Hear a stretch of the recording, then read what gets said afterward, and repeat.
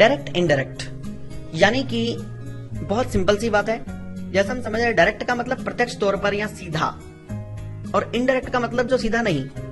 तो सिंपल सी बात है, जब भी हम किसी बात को एज इट इज कहें, जैसी वो बात है वैसी की वैसी कहें, वो हमारे पास डायरेक्ट स्पीच है।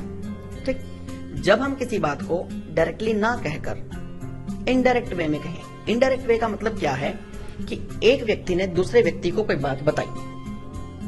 जैसे Ram said to Shyam, I take this example, he said I write a letter. इसी बात को किसी थर्ड पर्सन ने सुना और उसने जाकर फोर्थ पर्सन को बताया, तो ये कैसे कन्वर्ट हो जाएगा? वो कहेगा he said that he wrote a letter.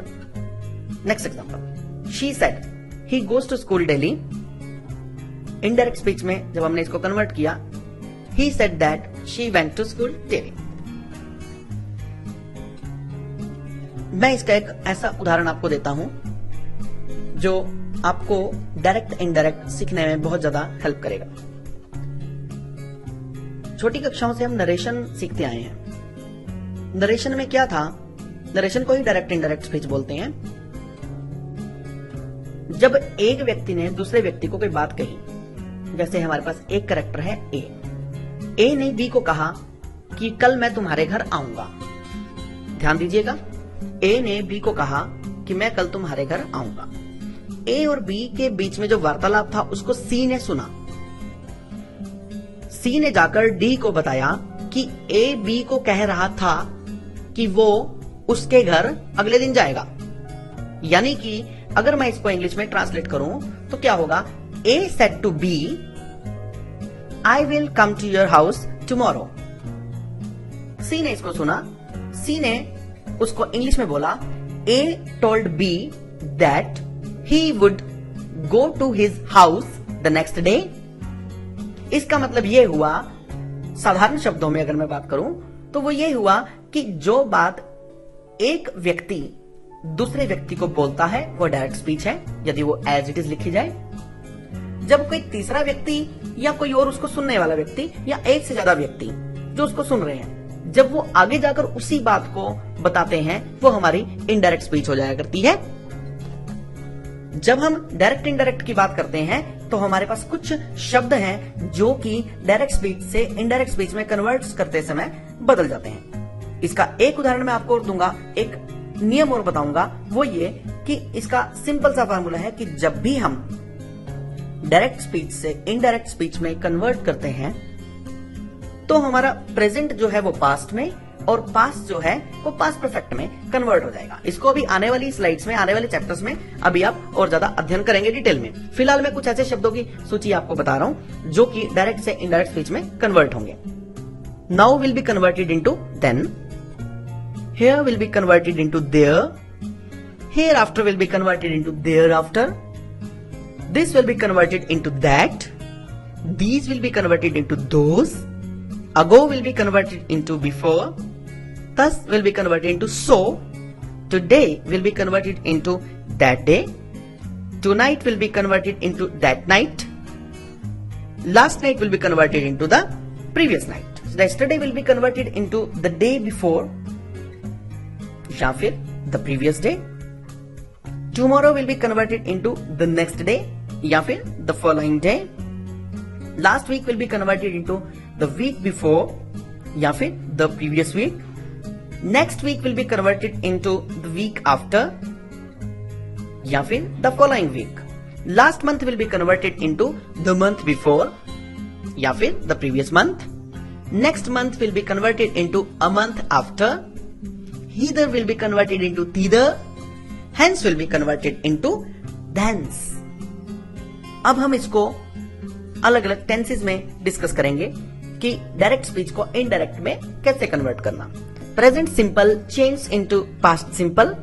Examples, he said I write a letter, he said that he wrote a letter. जैसा कि उपरोक्त वाक्य में आप देख रहे हैं कि ही सेड हमारे पास एज इट इज लिखा गया, कोमा इन्वर्टेड कोमास के बाद हमारे पास जो सेंटेंस था, इस सेंटेंस को हमने आई को ई में ही में कन्वर्ट किया, राइट को रोट में कन्वर्ट किया, क्योंकि मैंने आपको पहले ही बताया था कि प्रेजेंट सिंपल को हम पास्ट सिंपल में कन्वर्ट करते हैं। ए लेटर अ लेटर की तरह लिखा गया। She said he goes to school daily,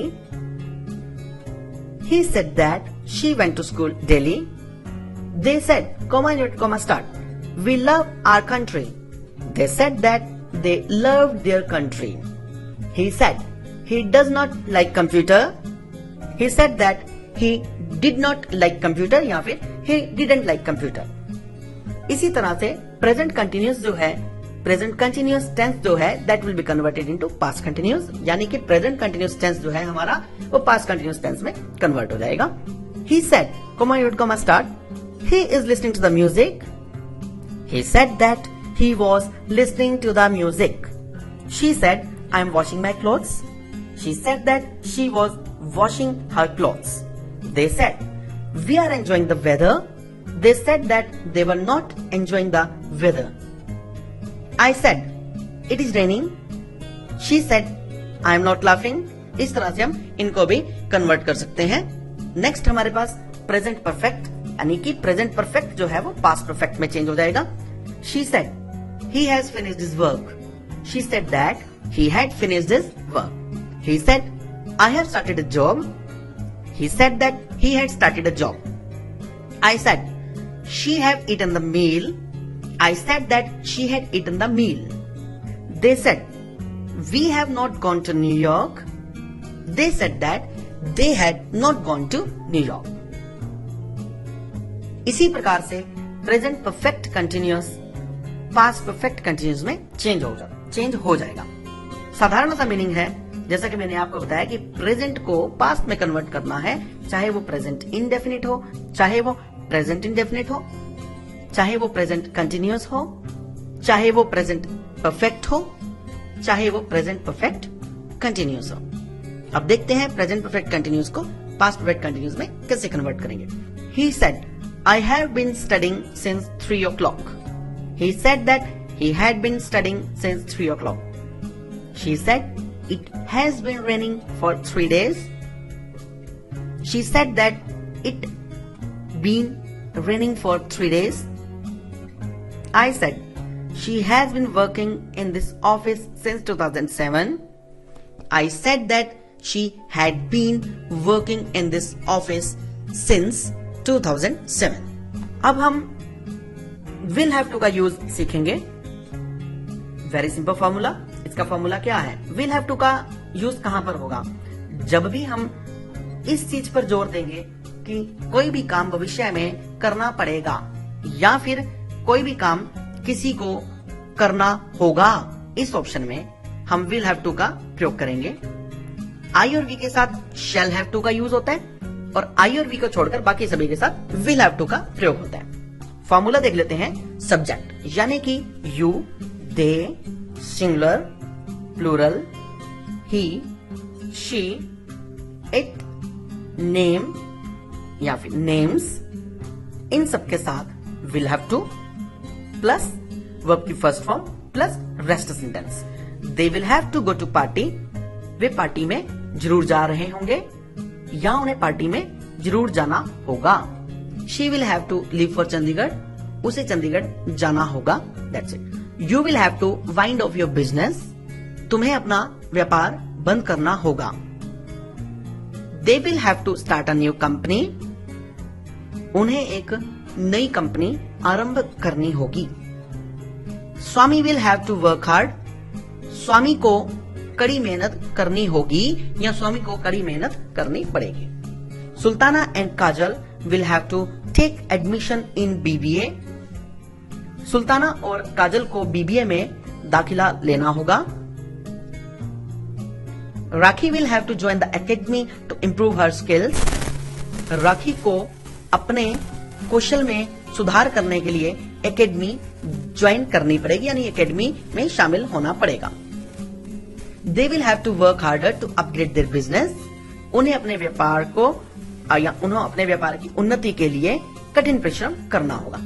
minister will have to make solid policies to develop India, मंत्रियों को भारत की उन्नति के लिए ठोस नीतियां बनानी होंगी। Professional students will have to improve their skills to get placements. पेशेवर छात्रों को स्थान प्राप्त करने के लिए, यानी कि पेशेवर छात्रों को जॉब प्राप्त करने के लिए अपने कौशल में सुधार करना होगा. Children will have to prepare for exam. बच्चों को परीक्षाओं के लिए तैयारियां करनी पड़ेंगी. You will have to abide by the rules of organization. आपको संगठन के नियमों का पालन करना होगा या आपको संगठन के नियमों का पालन करना पड़ेगा. You will have to do your paternal business. आपको अपना पैतृक व्यवसाय करना होगा या आपको अपना पैतृक व्यवसाय करना पड़ेगा. They will have to unite the members of venture. उन्हें उद्यम के सदस्यों को एकजुट करना होगा या एकजुट रखना होगा या रखना पड़ेगा. They will have to buy a new mobile. उन्हें एक नया मोबाइल खरीदना होगा. इसी प्रकार से हमारे पास कुछ और सेंटेंसेस जैसे I'll have to go, I will have to deliver the lecture, we will have to give them this book, I will have to learn English, I will have to prepare food for guests, I will have to come back as early as possible, I'll have to return his mobile, we will have to work for national integration, we will have to purchase a new house, we will have to organize a party in a hotel, we will have to listen their complaints, we will have to follow traffic rules, we will have to remain present in social programs, we will have to wear woolen clothes in winter season, we will have to obey our seniors. Now, let us do situational conversational exercise. Situational conversational exercise का मतलब हम कुछ ऐसी situations को बीच बीच में लेते रहेंगे जो हमारी रूटीन में हम रोजाना के अपने डेली शेड्यूल में जिनको देखते हैं और यूज करते हैं. इसका नाम सिचुएशनल एक्सरसाइज इसलिए रखा गया क्योंकि यही वो कुछ परिस्थितियां हैं जो हमें अपने डे टू डे लाइफ में, अपने रूटीन के जीवन में हमें फेस करनी होती हैं. और मजे की बात तो ये है, यदि आप इनको अच्छे से पढ़ते हैं तो खेल खेल में आप कुछ ही दिनों में इंग्लिश बोलने लगेंगे. जैसे कि let us discuss about church. अगर चर्च में दो मित्र मिले तो कैसे? In church, Harish, what is that building? Lalit, it's a church. Harish, I thought it is a mosque. दो दोस्त चर्च के बारे में बात करते हैं. आइए उनकी क्या कन्वर्सेशन होती है, एक छोटी सी कन्वर्सेशन के माध्यम से इसको समझेंगे. Harish, what is that building? Lalit, it's a church. Harish, I thought it's a mosque. Lalit, can't you see the cross on the top of the tower? Harish, yes, I understand. When the prayer begins here? Lalit, it begins at 10 a.m. Harish, shall we enter the church? Lalit, yeah, why not? Harish, will there be prayer on all days? Lalit, it will be on Sundays and on Christmas festivals. Harish, all right, it's a beautiful and peaceful place, isn't it? Lalit, yeah, it is. In post office, clerk, boy, how may I assist you? Boy, I want to send money to my brother who is living in Delhi. Clerk, have you brought the money order form? Boy, yes, here it is. Clerk, how much money you want to send to your brother? Boy, 10,000 rupees only. Clerk, where is your brother studying? Boy, he is studying in Delhi University. Boy, sir, what is the money order commission for total 10,000 rupees? Clerk, 50 rupees only. Boy, when will the money order reach by him? Clerk, your brother will get the money tomorrow. Don't worry, our service is very fast. Boy, then good. Thank you. Clerk, you're welcome.